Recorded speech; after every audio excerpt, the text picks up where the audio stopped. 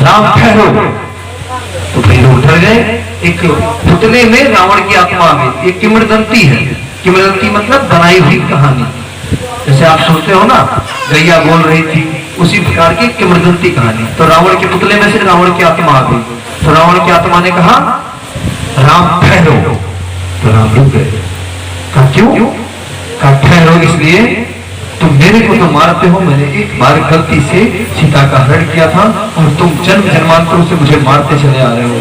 मैं आज तक नहीं मरा आपके मारने के अनुसार। कहा नहीं मरे, मैं तुम्हें हर साल मारूंगा। तो कहा एक बात बताओ, हमने तो केवल सीता को हरण किया था। सीता को हरण करने के बाद में रावण ने सीता को कहाँ रखा था भाई बताओ? अशोक वाटिका में। भाई उस चक्रवर्ती सम्राट था, चाहता तो अपने महल में रख सकता था, लेकिन उसने कहा रखा था अशोक वाटिका में। उसकी मर्यादा थी। और कहा वो रावण सीता को कभी छूता नहीं था। उसने केवल हरण करने के पश्चात, हरण करने के पश्चात रावण ने सीता को कभी भी नहीं छुआ।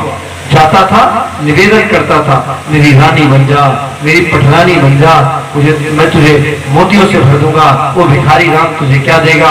वो क्या देगा? बनवासी भटका हुआ भगोड़ा आदमी क्या देगा? तो उसके पास में तो तुम्हारा लखन क्या सेवा करेगा? हम तुम्हें यहाँ महलों में रहोगी, मंदोदरी तुम्हारी पूरी दासियों की फौज लेकर तुम्हारे साथ में रहेंगी। क्या क्या होगा? इतनी सारी बढ़िया बढ़िया चीजें उसने बताता था कि मान जाए।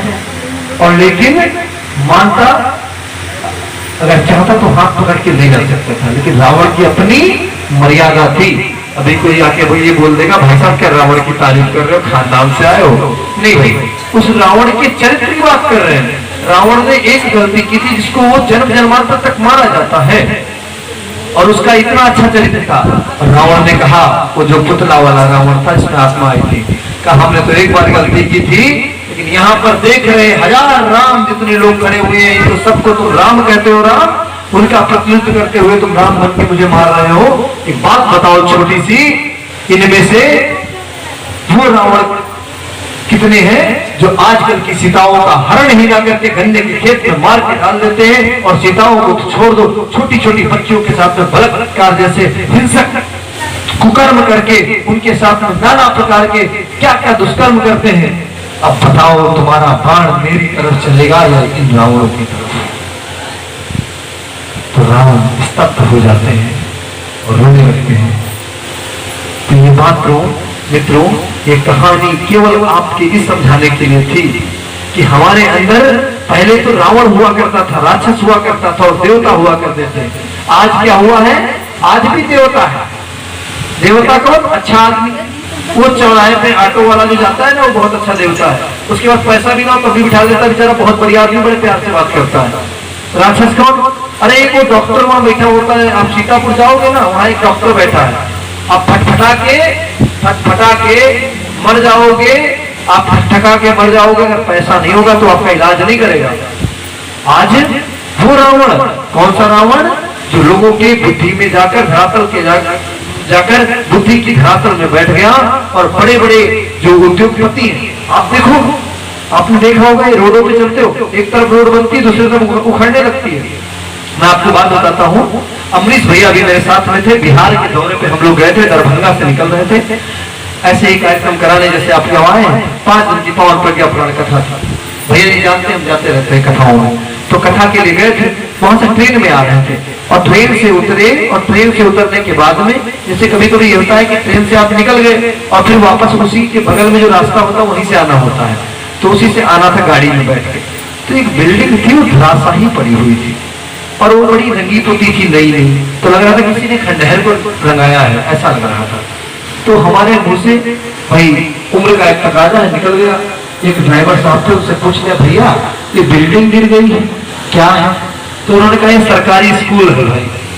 हमने कहा ये तो गिरा हुआ है। कहा बड़ी दर्दनाक घटना है, मत पूछो। हमने कहा मतलब? कहा यहाँ पे एक इंजीनियर साहब ने एक बिल्डिंग तैयार की थी, और बिल्डिंग बनी, बच्चे बहुत खुश हुए, पहले छप्पर फूस के छप्पर में बच्चे पढ़ते थे, फिर बिल्डिंग बन गई, स्कूल बन गया, स्कूल में बच्चे पढ़ते थे। एक बार की बात है, जैसे आज तूफान आया, ऐसे एक दिन तूफान आया था, और तूफान आया तो बच्चे तो कम आए थे उस दिन विद्यालय में, लेकिन 168 बच्चों के ऊपर पूरी की पूरी छत ढह गई और पूरे के पूरे बच्चे चले गए। उस इंजीनियर ने नकली मसाला मिलाकर, नकली सीमेंट का यूज कर, नकली माल का यूज कर, थोड़ा बालू मिलाकर बनाकर चंद पैसों के लालच में उन बच्चों की जिंदगी के साथ खिलवाड़ कर दिया।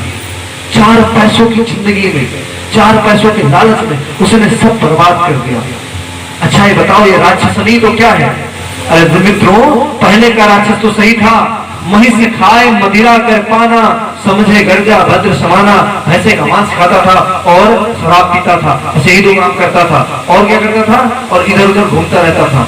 आजकल का राक्षस, आजकल का राक्षस ये डामर पारकोल पी जाता है, आजकल का राक्षस सरिया सीमेंट खा जाता है, आजकल का राक्षस बड़ी बड़ी बिल्डिंग खा जाता है, आजकल का राक्षस ईंट खा जाता है, आजकल का राक्षस लैट्रीन खा जाता है।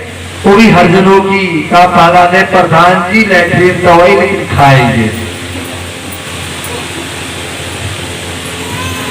मतलब गलत मत समझिएगा, मतलब लैट्रीन का बनने का जो गरीबों का पैसा आया वो प्रधान जी खा गए। हम यहाँ के प्रधान जी की बात नहीं करें, यहाँ के प्रधान जी तो बहुत अच्छे आदमी हैं और यहाँ के लोग तो बहुत अच्छे हैं। मैं ये बात कर रहा हूँ बिहार के गांव की। तो कहने का मतलब ये है, आपका धरातल कहाँ गया? व्यक्ति अपनी मूल्यांकन की कसौटी से भटक गया है। व्यक्ति की मूल्यांकन की कसौटियां जो भटक गई हैं, तो वापस कैसे आए? तो वही पीड़ा है युग ऋषि की। आप सभी लोग ध्यान देंगे, बोलिए कि भगवान की जय।